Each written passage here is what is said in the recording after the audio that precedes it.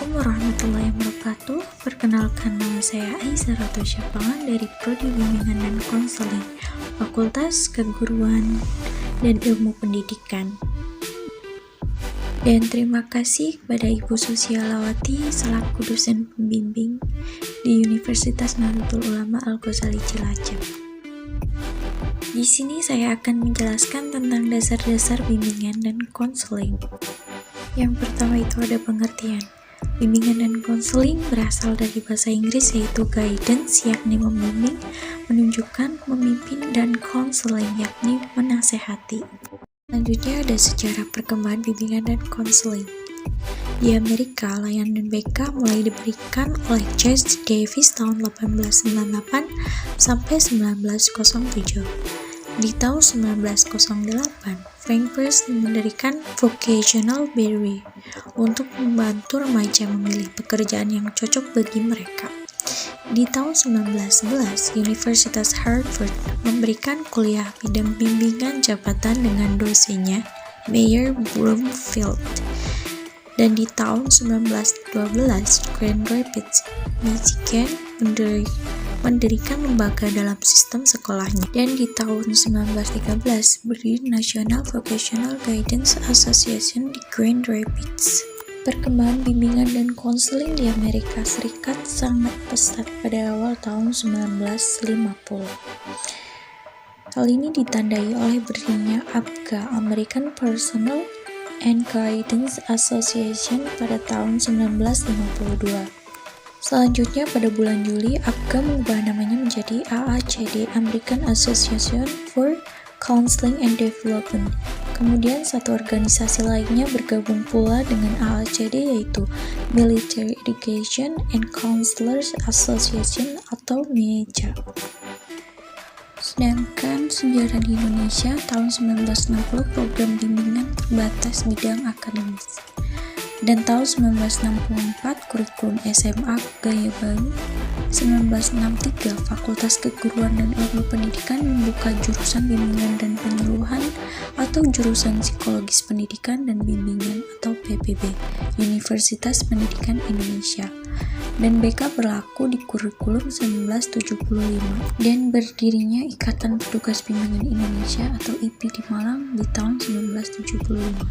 Di 2001 IPI menjadi APKIN, Asosiasi Bimbingan dan Konseling Indonesia. Tentunya ada tujuan bimbingan dan konseling. Secara umum, bimbingan dilaksanakan dengan tujuan untuk memberikan pertolongan kepada individu dengan usaha untuk mencapai kebahagiaan hidup pribadi. Selanjutnya ada asas-asas bimbingan. Pemenuhan asas-asas bimbingan dan konseling akan memperlancar pelaksanaan dan lebih menjamin keberhasilan layanan bimbingan dan konseling. Asas-asas yang dimaksud adalah sebagai berikut menurut Nur Ihsan 15-7.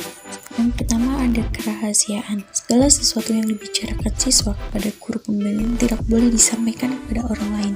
Asas ini akan mendasari kepercayaan siswa kepada guru pembimbing.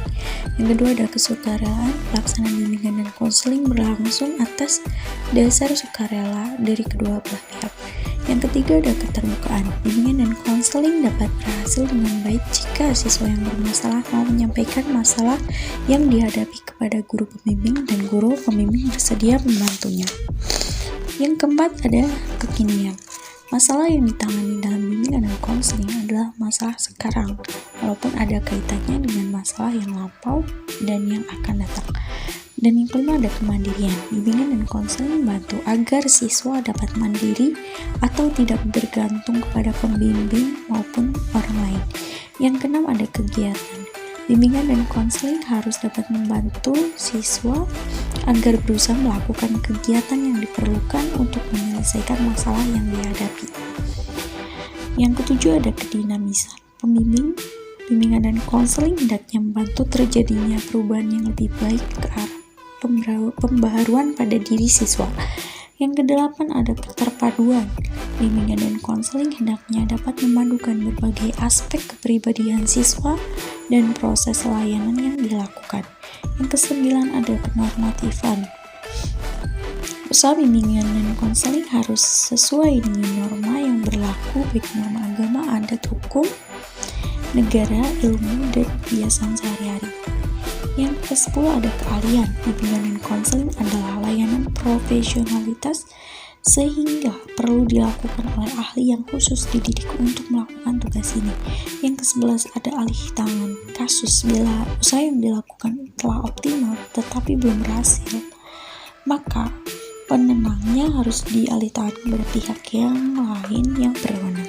Yang terakhir ada tuturi handayani. Bimbingan dan konseling hendaknya selalu secara keseluruhan dapat memberikan rasa aman, mengembangkan keteladanan, memberikan rangsangan dan dorongan serta kesempatan seluas-luasnya kepada siswa. Selanjutnya ada pendekatan dalam bimbingan dan konseling. Yang pertama ada pendekatan tradisional. Fokus perhatiannya pertama-tama diajukan pada siswa yang mengalami krisis. Problem oriented dengan pendekatan secara klinik, diagnosis, dan pemberian treatment. Yang kedua ada pendekatan development. Fokus perhatian ditujukan pada seluruh siswa, tingkat umur, dan aspek pertumbuhan siswa. Development oriented membimbing siswa dalam proses perkembangannya dan dalam total educative processes. Yang ketiga ada pendekatan neo-tradisional.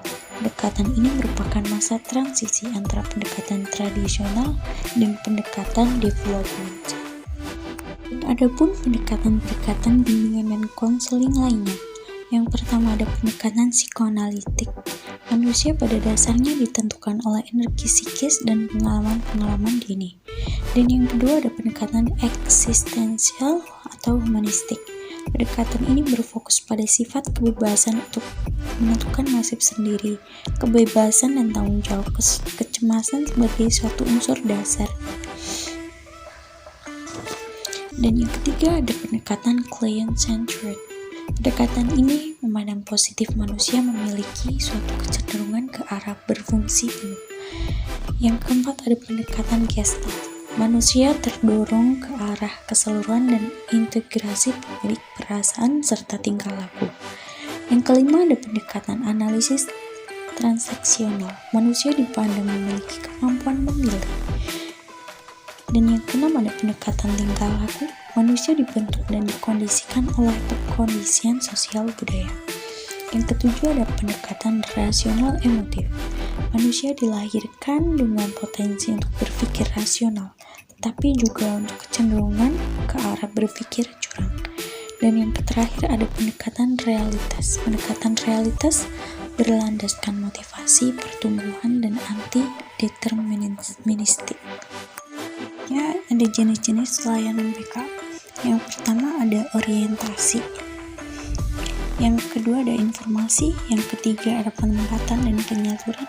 Yang keempat ada penguasaan konten. Yang kelima ada BK perorangan.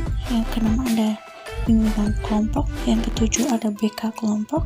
Yang kedelapan ada konsultasi. Dan yang terakhir ada mediasi. Selanjutnya ada kegiatan mendukung bimbingan dan konseling. Yang pertama ada aplikasi instrumentasi, yaitu kegiatan mengumpulkan data. Dan yang kedua ada himpunan data. Apa saja yang ada di himpunan data? Yang pertama ada konferensi kasus. Yang kedua ada kunjungan rumah. Yang ketiga ada tampilan kepustakaan. Dan yang terakhir ada alih tangan kasus. Selanjutnya ada format kegiatan bimbingan dan konseling. Yang pertama ada individual yang melayani secara perorangan. Dan yang kedua ada kelompok, melayani suasana dinamika kelompok. Yang ketiga ada klasikal, melayani sejumlah peserta didik dalam satu kelas. Yang keempat ada lapangan, melayani seorang atau sejumlah peserta didik melalui kegiatan di luar kelas atau lapangan. Dan yang terakhir ada pendekatan khusus, melayani kepentingan peserta didik melalui pendekatan pada pihak-pihak yang dapat memberikan kemudahan. Juga ada bidang pelayanan bimbingan dan konseling. Yang pertama ada pengembangan kehidupan pribadi, yang kedua ada pengembangan kehidupan sosial, yang ketiga ada pengembangan kemampuan belajar, dan yang terakhir ada pengembangan karir.